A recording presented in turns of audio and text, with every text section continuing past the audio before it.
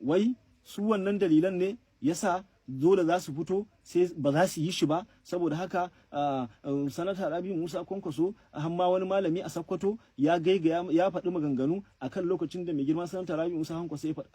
Na gaya muku ba fa zai yi dan ka shiga cikin masallaci kawai ka kafa teburi ka zama malami ba. Malinta ba wasa bace. Mun san yanda aka yi da malaman na farko masu tsoron Allah. Kai kan mu tafi da nisa mu dawo nan Kano, mun san su waye malamai. Yanzu idan ana maganar karatu ana maganar malinta, idan aka ce maka Shehu Malam Tijjani Zangon Bare Bari na yan mota ai zance ya kare. Ka taba jin shi yana zancen wani akan mumbari? Ka taba jin sa a wajen karatun sa ya kawo maganar wani? Idan ka ji malami ya fe su tuttuka a cikin karatun sa yana zantuttukan wani, to karansa ne bai kai tsaiko ba, kwanjin sa ne bai kai ba. Saboda me ba shi da abin da zai gaya wa al'umma da sunan karatu, sai ya fake ya shiga son zuciyarsa, ya dinga gyara miyarsa, ya taba wanda suke da matsala, ya taba wancan shine. Amma ka taba jin a karatun Malam Tijjani na yan mota yayi zancen wani? Saboda aka ji saboda karatu ya ishi Malam Tijjani na yan mota. In ana maganar karatu, mu nan Kano aka zo, duk duniyar ilimi ba abin da za ta gaya mana. Ko Misra ta san malaman Kano malamai ne. Idan har za a yi koyi na gaskiya, to da waɗannan mutanen ya kamata a yi koyi. Ka taɓa jin su? Kuma mu muna gane malami ta gurare da dama. Me ka rubuta? Ko kuma in baka rubuta ba, mu ji irin lafazanka da tafsiranka, ya kake fassara ayoyin Allah da hadisan Annabi, ta nan za mu gane ƙarfin karatunka.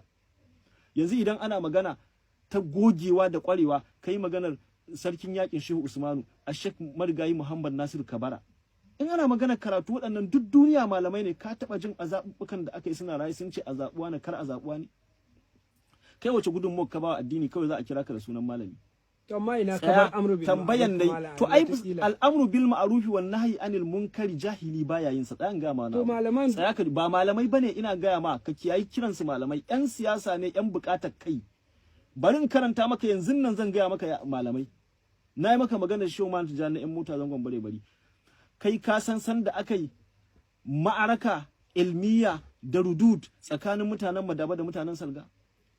Ya je ya karanta rubuce-rubucen da malaman jihar Kano suka yi ya junansu, saboda karatu su ya ishe su. Ya junansu malamai suke bugawa, suna ƙarar juna sani, ba zuwa suke yin an tashi zaɓe su ce a zaɓuwa na ko kar a zaɓuwa na ba. Ka je ka duba abin da Shehu Man Nasiru Kabara ya faɗa lokacin da ake bugawa da shi akan bandiri, akan zikirin amfasu. Yace wala tunkiru zikira amfasina fa innal khalila min azwa'ihi. ولا تنكروا ذكر أنفاسنا فإن الخليل من أزوائه ولا تنكروا الشيء من غير علم فخلوا النكير لأبنائه. أجاد السيوطي عن المصطفى حديثا أتى عنه ميرائه. Shehu Man Nasiru Kabara a cikin wannan waƙar tasa Hamziya yana kare kansa ne game da wanda suke ganin ya daina yin amfasu. Shine yake wannan baitocin. Shehu Man Nasiru Kabara Allah ya gafarta masa. Ka duba yanda yayi nisa a cikin juya da sarrafa Arabiya, kai ka ce zamani ɗaya suka yi tare, aka haife su da Imrul Qais. Wala tunkiru zikra anfasina fa innal khalila min azwa'ihi. Wala tunkiru shay'a min ghairi ilmin fa khallu nakira li abna'ihi. Ajada Suyuti anil Mustafa hadisan ata anhu maira'ihi. Shehu Man Nasiru Kabara. Shehu Man Nasiru Kabara bai tsaya a nan ba. Wata rana ya cika ya tumbatsa, ya ce baro in zo in yi wasan kura da lugar larabci. Ya yi wasan kura, ya zaurance da ita, ko da Hausa aka ce kai wannan zaurancen an haɗa ka da aiki. Yake cewa ibni na rabbi bina'an muhkaman fa inna ya rabbi aslun fil bina. Ubangiji ka gina mu gini mai cike da hikima. Idan ana magana gini, yace mu ne asali. Me yasa suka zama su ne asali a gini? Yace nahnu harfun, yace mu harafi ne ya Ubangiji. Fa hukuman ma shi ita, kai yanda kaga dama da mu, min fatahina au kasrina au dhammina. In kaga dama kai mana fataha, in kaga dama kai mana dhamma, in kaga dama kai mana kasra. Inji Man Nasiru Kabara. Zaurance ake yi nan da larabci, lugha ake wa zaurance. Yace fa fatahaka Allahumma narju. Yace amma Ubangiji fatahar muke fata. Wa idza jutta bi kasrin fa haza jabruna. Idan kuma kaga ga dama a cikin mashi'a ka kaga kasara zaka yi mana, yace to wannan kuma haka kan so da mu. Inji Man Nasiru Kabara. Yana magana fataha da dhamma da kasra, amma ba wancan fa wanda ka sani ba.